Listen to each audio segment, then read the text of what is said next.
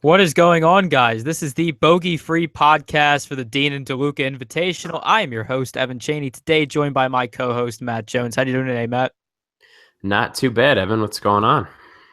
I mean, I kind of just had to rush get all my MLB crap together, but, got to do what you got to do. It's the grind, man. I can't Oh, I yeah. can't I can't say I'm a part of that grind. I'm pretty much strictly PGA unless I throw in an arcade mode lineup randomly one night. What a mode that's been. God. It's just so... the worst part is when your main slate team scores more. It's awful. It's honestly terrible. I had one the first time I did it, I threw in a lineup for like, I don't know, $1 just to like play it and see what it was like, and ended up winning like 15 or $16, and I was like, oh, easy game. And then Easy game, easy luck. and then nope. Have not won since. So yeah. Yeah. Well, yeah, you get your lucky days, and you get then everything regresses to the mean. Yeah. Tell me about it. I've learned. Um. Yeah. So let's before we talk about the Dane DeLuca, let's talk about last week, Byron Nelson. Sure. Um. Some of the stuff that happened there, Jason Day. Oh man. What a sequence. Yeah, I mean, oh my God, it was exciting. I mean, realistically, when you were watching, it was kind of like as the week was going on, I was kind of like, I don't know, like I'm not really feeling this. And then just the last like hour of that tournament, with them tightening up like that between Horschel Day and Hahn, it was just it was really fun to watch. Like Hahn almost Hahn almost holding out for that eagle to tie the lead on 18 on Sunday would have been pretty sweet, but he like lipped out on his approach shot. But yeah, I mean, Horschel won in the playoff. Day kind of just gave it to him. I mean, it Oh wasn't yeah. it wasn't yeah the best playoff I've ever seen, but No, it was it it was was. good. Yeah, I mean, we should have gotten a double playoff or second playoff or whatever. But Yeah. no, it was still a fun tournament to watch. It was nice. And I mean, I don't know if you saw like the thing going around on Twitter about Horschel's wife and everything this week, but it was a good story. It was nice to see him get the win. That's kind of why he got all emotional at the end. Yeah, His wait. What happened though? I have no idea. I guess his wife, or a little more than a year ago now, like had gone to rehab and was struggling with like alcoholism and stuff. And on Sunday, it was like a year to the day that she's been sober for. So that was pretty sweet. So Yeah. good for them. It was a nice story, and it's easy to root for Horschel. He seems like a nice enough guy, Mhm. Oh yeah, for sure. All right, so yeah, that was last week's Byron Nelson. Let's go to this week's tournament, the Dean and DeLuca. Um, it's always an interesting name. It really is. Uh, I don't know. That's just me though.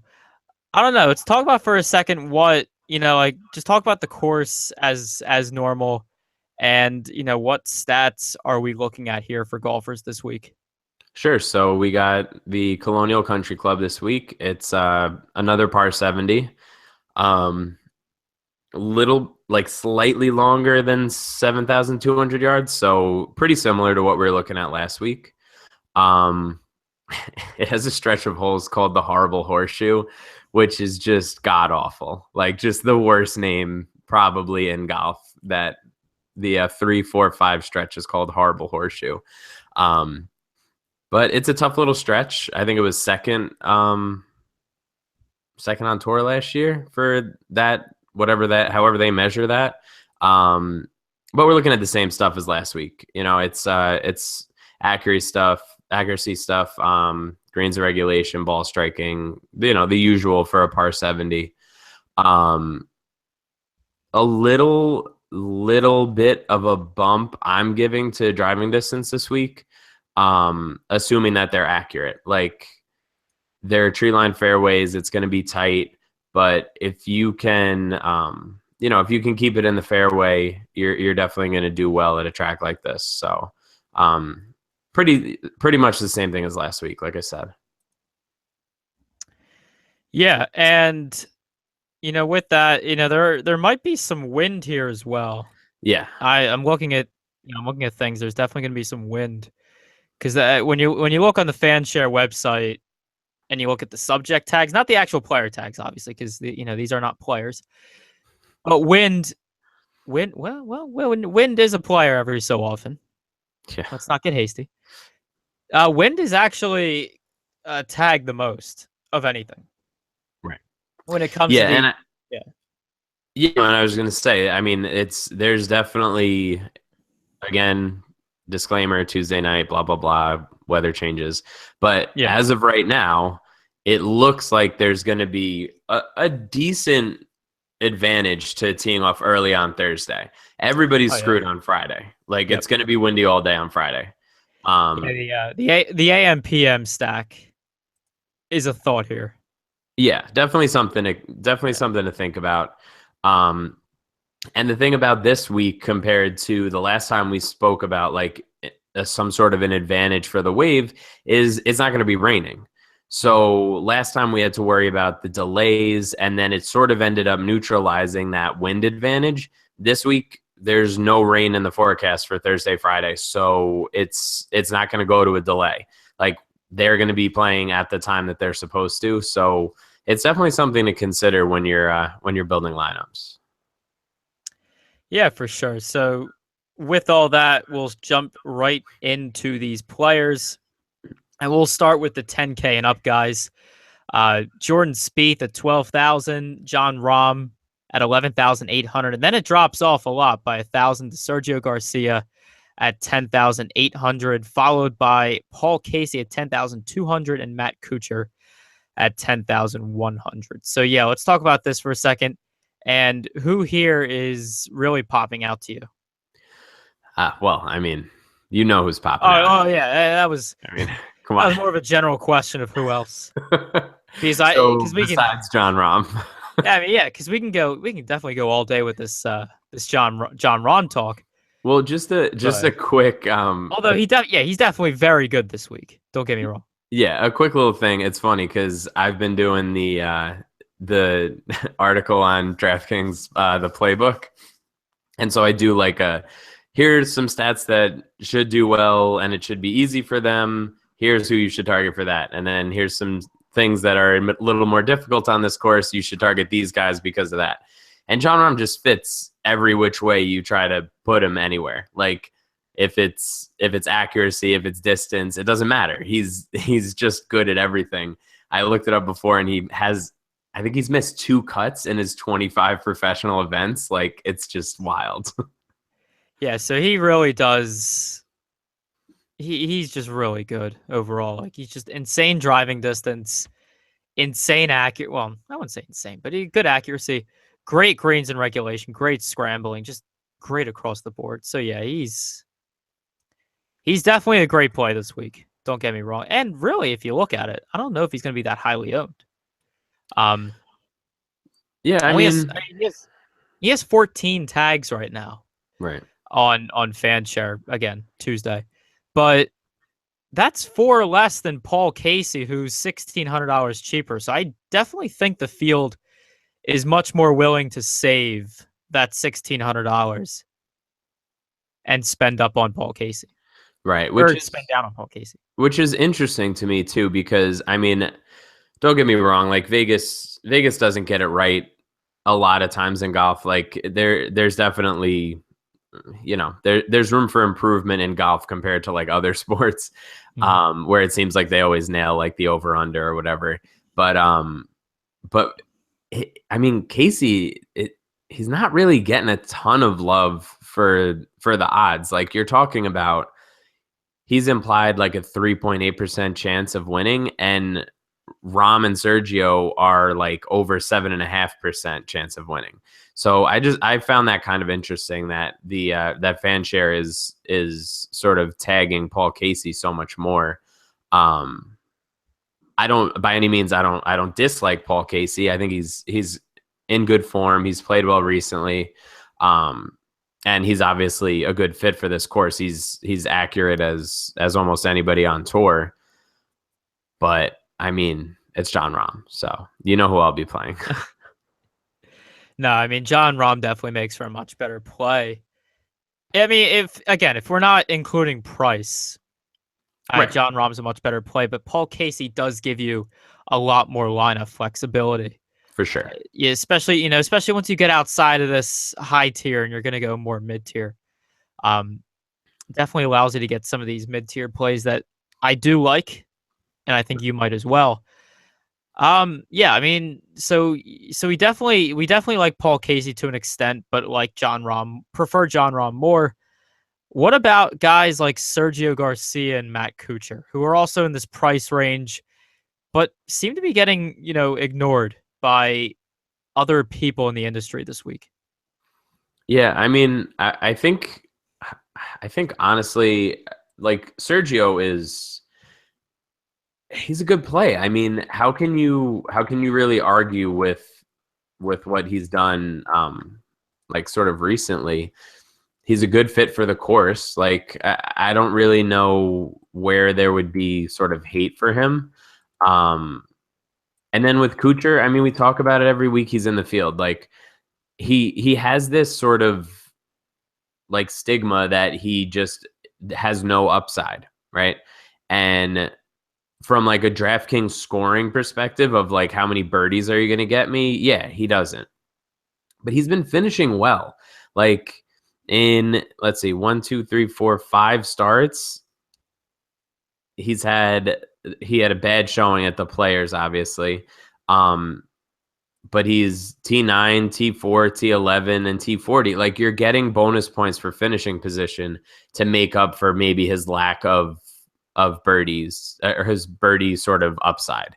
Um, and he makes cuts. So again, we're talking about this week. I didn't mention it before, but it's a smaller field. It's like somewhere around 120 guys. 70 guys are still going to make the cut. You need people to make the cut this week. Like the 6 to 6 percentages are going to be through the roof this week compared to other weeks. So I don't know how much in this range you're gaining in cut equity, but he has just about as much of it as anybody, I would think. Okay, that's fair assessment on I know him. you But hate. yeah, I mean, again, it's a fair assessment, but I hate playing him in GPPs for real. Yeah. He's just, I don't know. He doesn't give me a ton of ups. I was trying to look for his birdie or better percentage. Do you know where that's at right now? Yeah. Well, again, the thing that I threw together in our little spreadsheet here is for the last Oh, there he is. Okay. yeah. I mean, honestly, he's right It's okay. where Spieth is since the Arnold Yeah. Palmer. So, I mean, I don't know if that says more about him or about Spieth right now, but it's definitely worth noting. Why not both? Yeah. Ugh. Oh man, All right. Spieth is killing me. Yeah. Yeah. All right. Let's jump on to some of these other guys here. Let's go with the 9K guys. We have Zach Johnson, Kevin Kisner, Bud Cauley, Mark Leishman, Webb Simpson, and most notably Jason Duffner. Now, Hey, Duff. it's probably because he's the cheapest of these 9K golfers, with him being exactly 9,000. But it's more interesting to see that he is the highest tagged golfer right now on Fanshare with 31 tags as of Tuesday night. So, yeah, people definitely like him. Yeah, I mean, I think he's priced down a little bit from what I would expect based on his odds. He has the same exact odds as Casey and Kuchar, and you're saving $1,000 plus on him.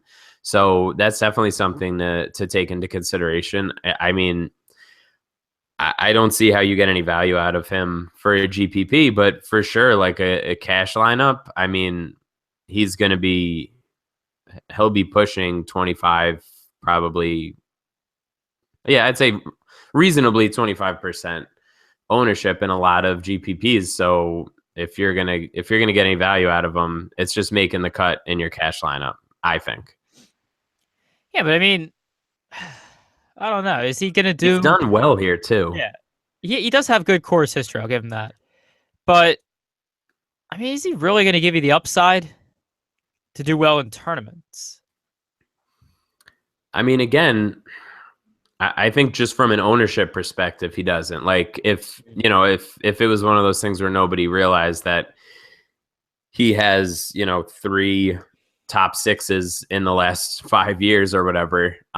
If nobody else realized that, then yeah, you'd be getting a ton of upside from him because I think he has a reasonable shot at a top 10. But again, if you're 25-30% owned in a lot of these tournaments, how are you you need to differentiate elsewhere. Obviously, I guess you can get away with it if you really like some guys that are going to be super low owned. But I don't know. I don't know how I feel about it. I mean, like I said, I think he's a good cash play, and I think I'm going to kind of be avoiding him otherwise, just from game theory. I think he fits the course well. He's played well here in the past, but it's just that's too much for me to pay 9,000 for. I don't know. Okay. Yeah. It just I don't know. The ownership I don't think is just justified. I really don't. Yeah. Um, as high as it's going to be, I definitely just either go underweight or just fade him outright. Yeah. Uh, yeah, and then these other golfers in this 9K range. Obviously, we talked about Duffner, but what about guys like Zach Johnson, Kistner, Cauley, Leishman, and Simpson? Any I of these mean, guys stand out to you at all? yeah. I I mean, I guess Zach Johnson is the best play because I mean his course history is off the charts here. I mean, I'm looking at it now. Since 2009, he's had one start that was outside of the top 20. Since 2009, he's played it every year. Like that's this sort of goes back to our conversation earlier in the year. Like how much do we weigh course fit versus course history? Like that's elite course history, and I think that that's worth taking note of. Kisner's been playing as well as just about anybody. Um, I kind of like Bud Cauley a little bit. I think he's a little underpriced. And then Leishman and Simpson are kind of overpriced, I think. So if all things being equal, I really like, sort of Kuchar through um Kuchar through Cauley and then kind of skip over the next couple of guys and get down into the 8Ks.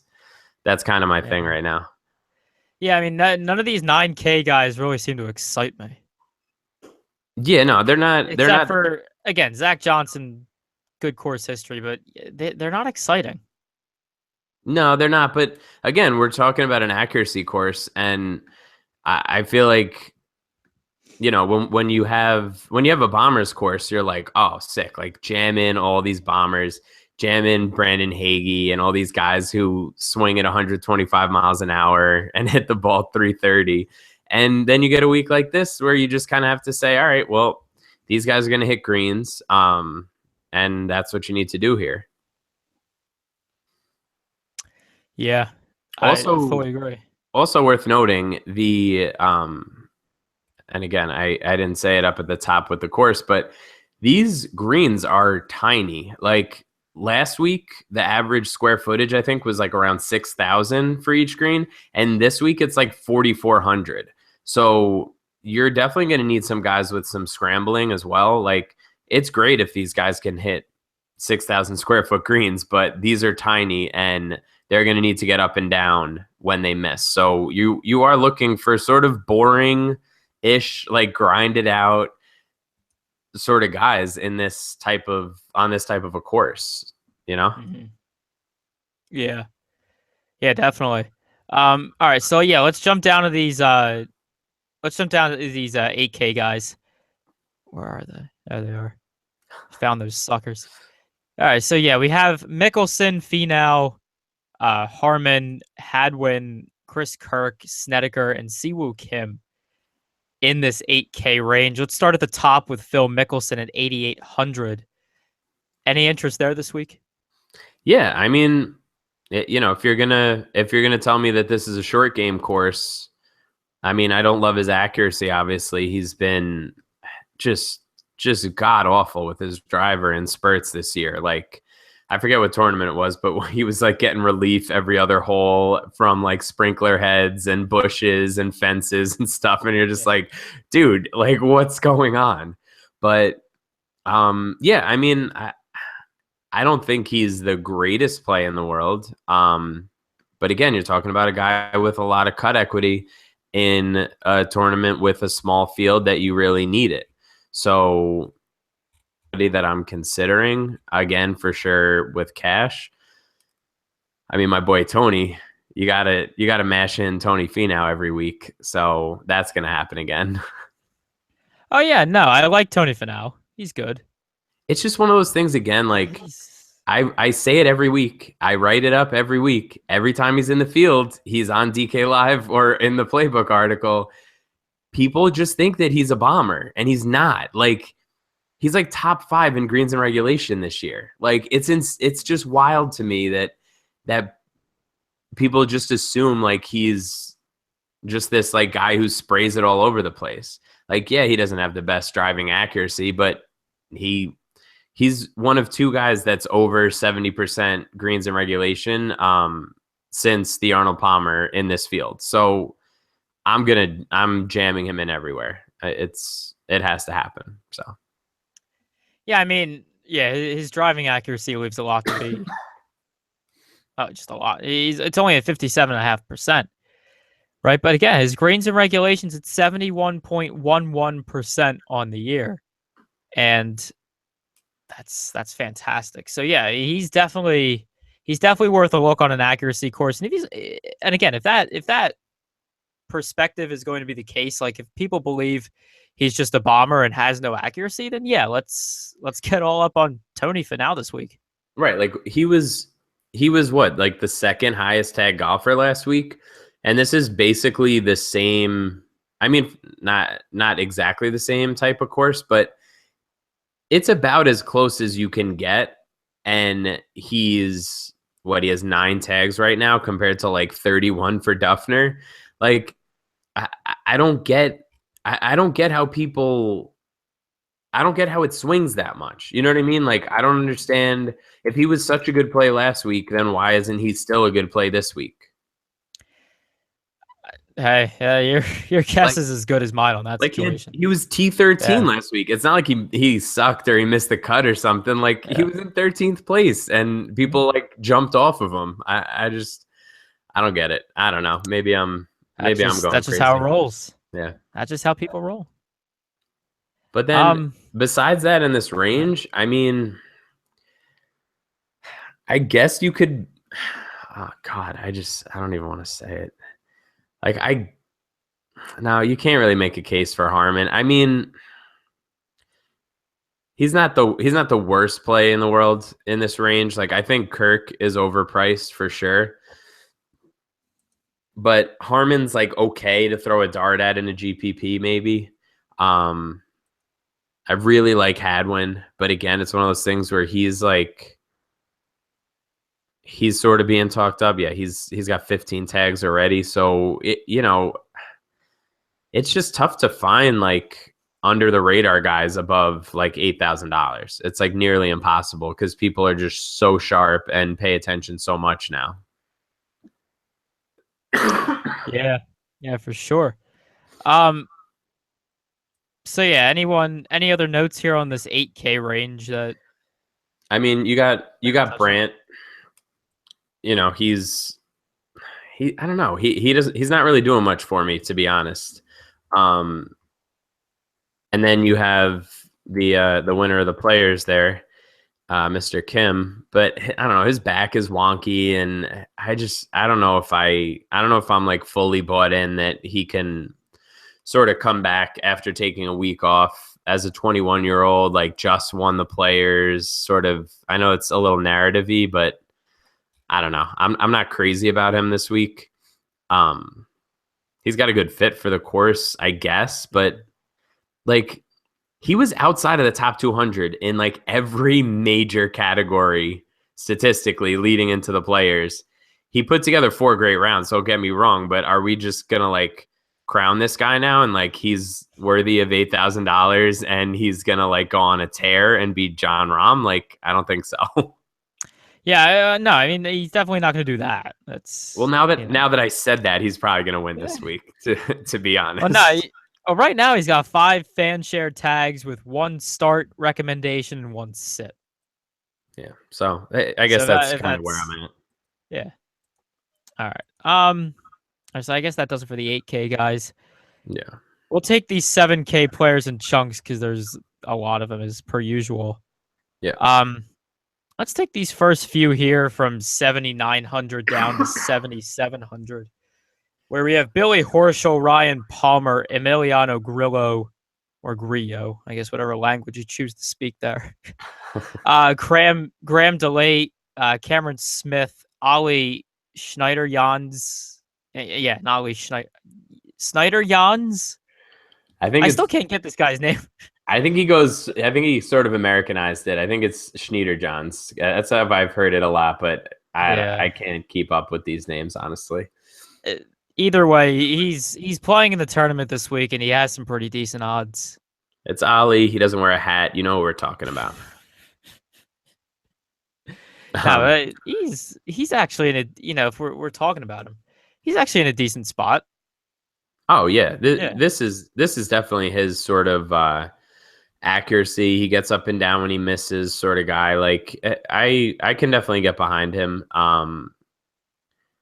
If you're if you're targeting like I mentioned before with the small greens, like if you're targeting scrambling and strokes gained around the green in any way, like it's got to be Cam Smith. I think he's second right now in strokes gained around the green. So you're talking about a guy who will. He's not the most. It's weird. I wrote him up this week again, and it's like he doesn't hit the ball well off the tee. He doesn't hit his approach shots well, but he gets up and down for everything. And he won the Zurich with what's his name? Oh my God, why am I blanking on his name right now? Help me out. hey, you asked me for a lifeline. I don't even remember. Who's his partner? Oh, we have the Oh, Blick. lovely Google here. I don't know. I gotta look it up, but we can keep. I digress. We can keep going with that. Somebody who's listening right now is screaming it in their car. But yeah, you got last week's winner. Billy Horschel just won on a similar course to this, so you gotta sort of like his chances with the form that he's in. Ryan Palmer looks good again, but I don't know. Do you have a gauge at all on Ryan Palmer? Because I can't figure the guy out. I feel like every time I'm on him, he misses the cut. He's missed what 6 of 11 cuts this year, and I feel like I'm just playing whack-a-mole with him all the time. Like I can never get him right. Yeah, he's a very high variance guy, and I don't know. I don't know with him this week. He could. He obviously has a path to doing well. Yeah, Um, I mean, like I just I pulled it just up don't since. like. I don't know. His greens and regulation are high, which is good. Driving accuracy is terrible. Um, Scrambling's bad. I don't know. It doesn't like it. My gut just tells me no, Yeah, but maybe it's he like definitely has a shot.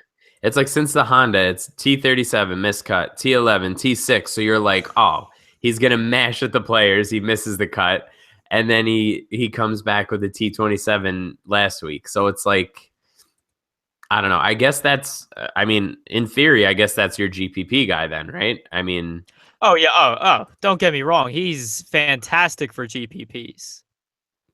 so I guess that maybe that's the play here. I don't know where he's. I don't know how much he's being talked up. I don't know. He's kind of being talked up a lot this week too. So it's like, I don't know, man. This stuff, this range, again, it's just so hard to find a guy that you can just sort of, plant your flag on. Like if he's going to be talked up that much and own that much, I'm not.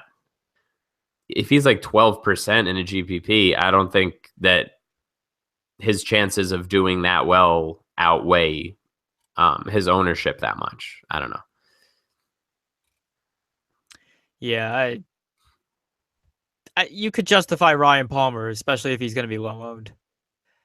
Yeah, But but he's. in cash, hell no, hell no. I know In that's weird cash, though because he's fifth in tags right now and he's got 8 star calls. hey, Like, he's fifth in Oh, yeah, like that's what I mean. I completely glossed over that when I looked before, and I'm just looking at it now, and I'm like, well, oh no, this is Ryan Palmer fade week now. yeah, A like a high owned hundred Ryan percent. Palmer. It's not a good Ryan Palmer. No, It's he's one of the very few fantasy. He's definitely be one of the few fantasy sports players, or like just fantasy players, who are worse simply because they're high owned. yeah, and this is Griot week. It's decided. Like Okay, that's it. that's good. Between It's between Horschel winning last week, right? Palmer being yeah. talked about so much this week. You got Cam Smith who won a few weeks ago, right below him. Like if Griot's gonna be lost in the sauce here, like that's the GPP play. It has to be. Oh yeah, for sure. All right, so yeah, let's jump down a little lower on the pricing spectrum here in these 7K guys. Let's go down to the $7,500 golfers. So we have what Pat Perez, Jason Kokrick, Glover, and Sean O'Hare. Yeah, I mean Definitely some interesting GPP plays out of that. it's Pat Perez chalk week, Oh yeah, so I'm Pat Perez. Ooh, he is chalk. He will be chalk. Lucas Glover is all. See, I love using Lucas Glover in tournaments. yeah. However, we have to ask ourselves this mighty question: is this the week for him? I say yes. I get behind that. I mean, you're Especially like yeah, no, especially if we're talking about this being an accuracy course. He has a 65.4% driving accuracy rating and percentage and a 69.72% greens in regulation. yeah, Guy is very interesting for this course this week. and he's good around the greens too. You know, Yeah. he's over 60% getting up and down. So yeah, I can definitely get behind that. I think I like him out of this range. I mean, I usually like Sean O'Hare, but I don't know. He's another one that's I feel like all of a sudden I can't get right anymore. Um, he is a Texas guy though, if that counts for something for you. You know, it being in Fort Worth this week, but I don't know. I'm not crazy about that range. I mean, I think it's Glover within that couple $100 range, Oh yeah. and that's pretty much it. No, Glover is the best play I think in this range. Um, and you also look at his birdie or his bogey or worse stats, and he only has a 14.44% bogey Yeah, or worse, yeah. I mean, he doesn't make which is really mistakes. shocking. Which is really shocking for his style of play. Yeah, I mean, he just grinds them out. He's not going to be the highest. Again, he's not always going to be the highest birdie guy, but if he's rolling it right and the putter's good, then why not, right? Like that's all he needs. He's going to be on the green. He's going to be close, so that's all he really needs. Yeah, and much more accurate than these other guys too. Right. So keep that in mind for this course. All right, let's look at some of these other guys. These $7,400 golfers: Kyle Stanley, Sung Kang, James Hahn, Graham McDowell, and David Lingmerth. Um, I don't know who's really standing out to you here. Yeah, I mean, it's got to be Stanley, right? I mean, you're talking about if you're talking about an accuracy course, he's the guy that you want. I said before, Finau was one of the one of two guys that were above 70% greens regulation in the sample that I pulled, and Stanley's the other guy. And you're getting that at 7,400. I mean, I don't really know how much better you're going to get than that in this range. He is being talked up a lot, but he's certainly a cash play for me this week. Yeah, he's I mean, he's going to be highly owned. He has 17 tags right now, which is tied for fifth most, along with Ryan Palmer. with Ryan Palmer, um, in kind of that same range. I mean, Palmer's 7,900, Stanley 7,400. I think ownership could possibly gravitate a little bit towards Stanley, Mm. depending on how people construct their lineups this week, and if you really need that $500 worth of savings. So yeah, he can, and he definitely has great stats going for him, right? Right. Like he has a solid course fit for this week with high accuracy off the tee, um, and really high greens in regulation. It's 70.5%. So yeah, Kyle Stanley's great in this spot this week.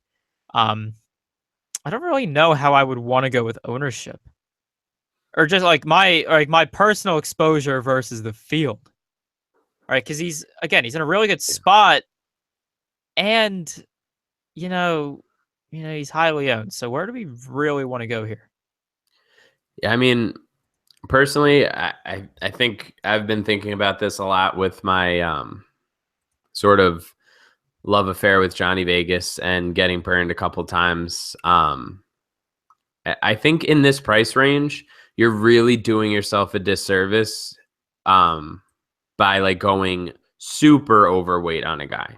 Like, go a little bit overweight if you want. If you want to say this is the guy in this range, and I'm going to differentiate with more expensive guys, that's fine. But I I wouldn't go crazy. Like if he's going to be,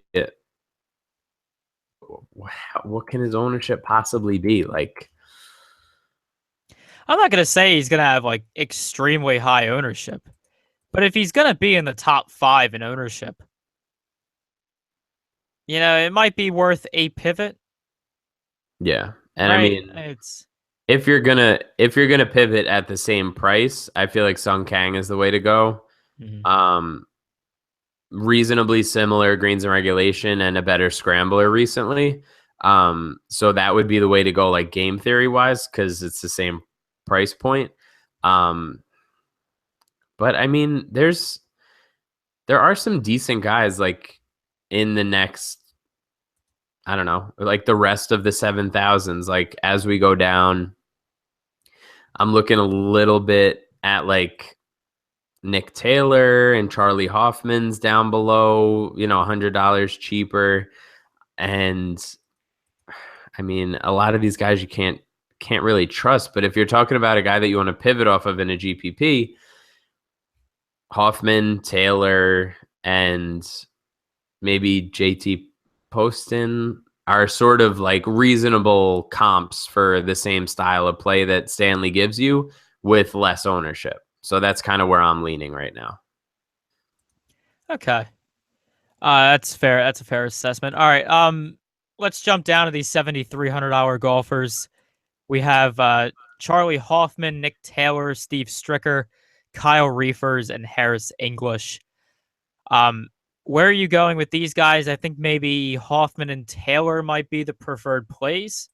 Um, Taylor is Taylor is tied for third right now in tags with Paul Casey at 18. So definitely he'll carry some ownership. But where are you going here? Yeah, I mean, again, if we're talking GPPs, I think I'd rather play Charlie Hoffman based on how it looks like ownership is going to shake out as of right now. I'm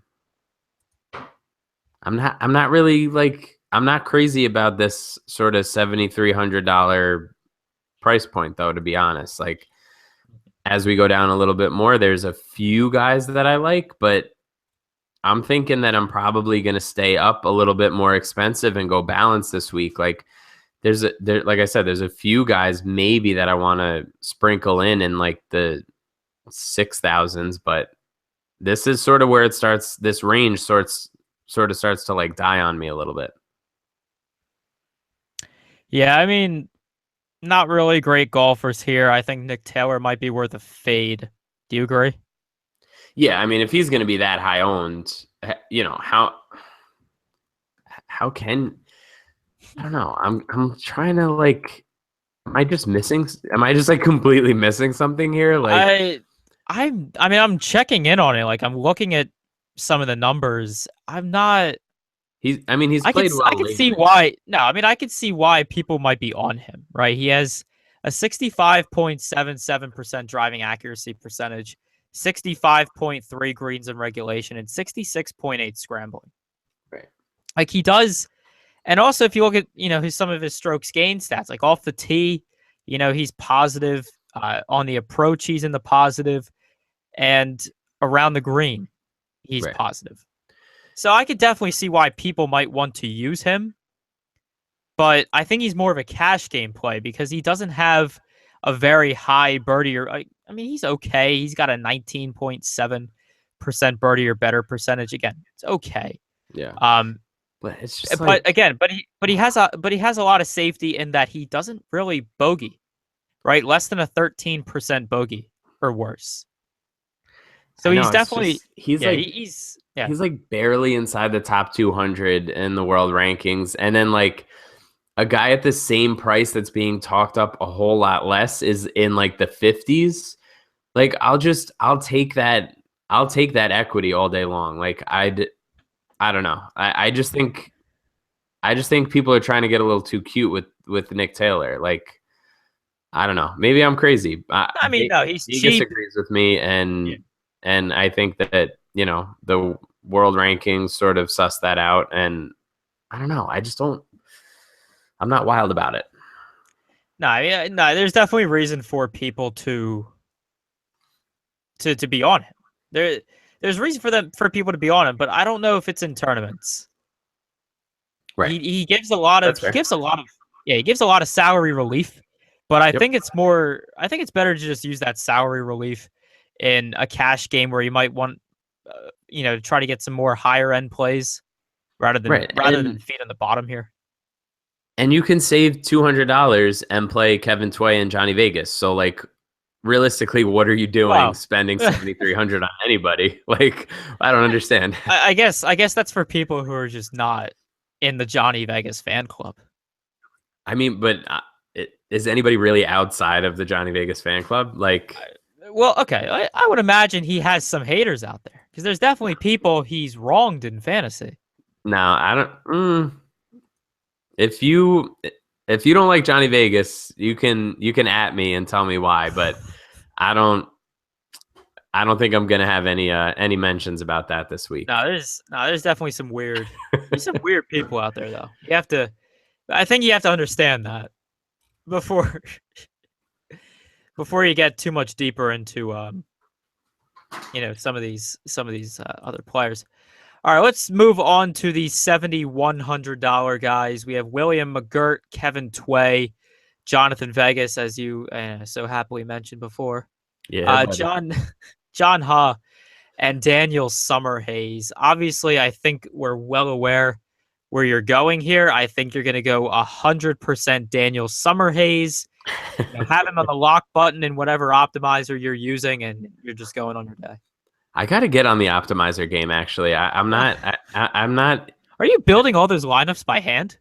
Yeah, Oh, jeez. yeah. It's a real questionable like OCD move, but I'm not. I don't know. Let's not even go down that road because Oh yeah. I'll really sound like a crazy person No, if I start I with that definitely, stuff. no, I definitely want to see how someone can make 50 lineups by hand. But again, different pod for another day. Um, but yeah, Um, tell me more about all that Daniel Summerhays exposure.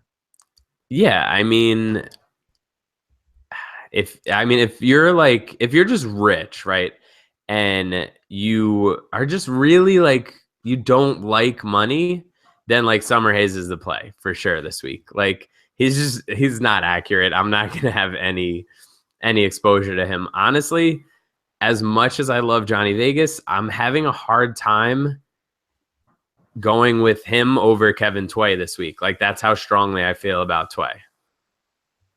I No, know you you're just fell over, but I'm very confused by that. But I could definitely see why you might want to do that. I mean, Kevin Tway only a 12.5% birdie or bogey or worse, um, which is quite lower than Vegas's. has a higher driving accuracy percentage, higher greens in regulation, higher scrambling. Yeah, Yeah, Kevin Tway is definitely a better play, I guess, yeah. I mean, than he's Vegas. done he's done well. He's got what, third place at the Valero. I think he was like fifth at Wells Mhm. Fargo, and he was top 20 last week. I forget where he finished exactly, but like he's playing some of the best golf that he's ever played, and I don't know. I want to catch him on the upswing. Like I don't think he's. It's been a long enough time now at 3 or 4 events that he's done well that I think it's worth sort of hitching your wagon to him. And if his price is going to stay low like this, then you're getting a lot of cut equity out of him. Yeah, for sure. Yeah, I could definitely get behind that. It's just like Tway just has just everything. Yeah, He just has every stat going his way, and I don't. What? Hold on. I'm gonna he's look like at he's fan like baby fan Rom. share. Oh, I don't know about that. No, but I I'm mean, telling you, in 2 months, Kevin Tway is going to be like 9,400, and we're going to be talking about him as like chalk. I really strongly believe that. hey, look, if there's every reason to believe that, and Tway is actually going to be the field, or just other people around the industry. They do feel the same. They do feel that Tway is better than Vegas, Right. at least for this week. So yeah, I could definitely get behind that. I don't know how. Again, it's not a strong, like, they don't have very high ownership projections, so it's not like you should be pivoting to Tway simply for the ownership. You just should be using Tway anyway, and maybe just pivot to Vegas as a means of not having 100% of a guy like Tway. All right, let's jump down to, unless you have any other takes on these $7,100 guys. No, I like, as we go down to the 7,000. I really like Wesley Bryan this week. Mm. Um. Oh my God! It's Jonas Blix. That's who Cameron Smith won with at the Zurich. Sorry, I just saw his name in the spreadsheet, and No, eventually we had to, like, that was the important thing, right? yeah, Because we needed to figure that out just so that I didn't like leave wondering. yeah. And I mean, I So mean, yeah. you're talking about Wesley Bryan. Like, he won the RBC Heritage, right? A strong accuracy course. Um, and he's a great scrambler. He's not going to hit every green, but he gets up and down when he needs to. And I kind of like him. I know he's being talked up a little bit too, but I do like him a lot. Outside of that, man, I mean, like, as we keep going down, there's maybe like 3 guys that I'm even willing to roster after this point.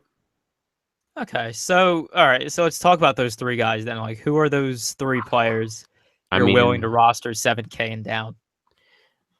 going down, I feel like maybe. Wait, where'd he go? I thought Scott Brown was down here somewhere. Oh, I had to keep going. Never mind. Yeah, Scott Brown. So Scott Brown is definitely somebody that I'm looking at that's a little underpriced, I feel. Um he's got decent accuracy. Again, you're talking about, 6,600. It's not like I'm wild about these guys, but Scott Brown is definitely playable in a GPP. But I really like Xander Schauffele this week, and I feel like I haven't looked at his tags, but yeah, one other person has talked about him. Um, and it might have even, I don't remember if I threw him in my article or not.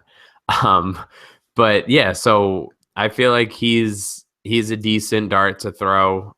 Again, talking about like 2-3%, nothing crazy. Um, maybe JJ Henry, maybe. Mm-hmm. I don't know. This is like, you have no cut equity at this point, and it's really not worth it. Like, you're talking about 6,400. I don't know if you saw Jamie Sadlowski. Did you see this guy who's in the field this week? I I He's couldn't tell you.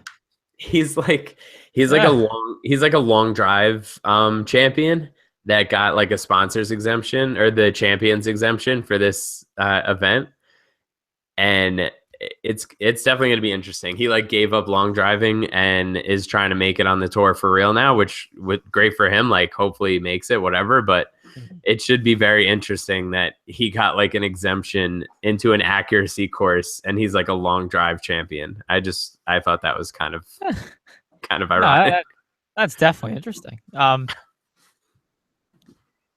Yeah, I definitely want to see how that goes for him. Yeah, All but right. outside maybe, and then the last guy that I'd maybe throw a dart at would be like Boo Weekly. Like if you're talking accuracy, you got to think about him.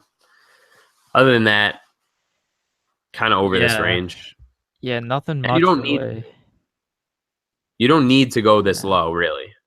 No. No, So there I really think, isn't anything going there. yeah, I mean, what if you play, even if you start with Rom or Spieth, you still have like $7,700 left a spot. Like Mm. you can find decent guys in the 7,000s and fit in like a 9,000 guy and be fine with that. I don't think this is the week to go like Spieth and Rom or Rom and Sergio. Like I don't think that you really get much value from that. Yeah, as you've been talking about the whole show, I mean, definitely a balanced lineup approach is a much better idea Yeah. than like stars and scrubs. All right. I think that'll do it for us this week, unless you have any other anything else to share. No, just make sure you download the DK Live app and check out the articles up on Playbook right now. So, yeah. And then follow along with us on Twitter as usual. Good stuff. All right, guys. If we're not winning all the money this week, we hope you guys do. So good luck in all of your contests this week.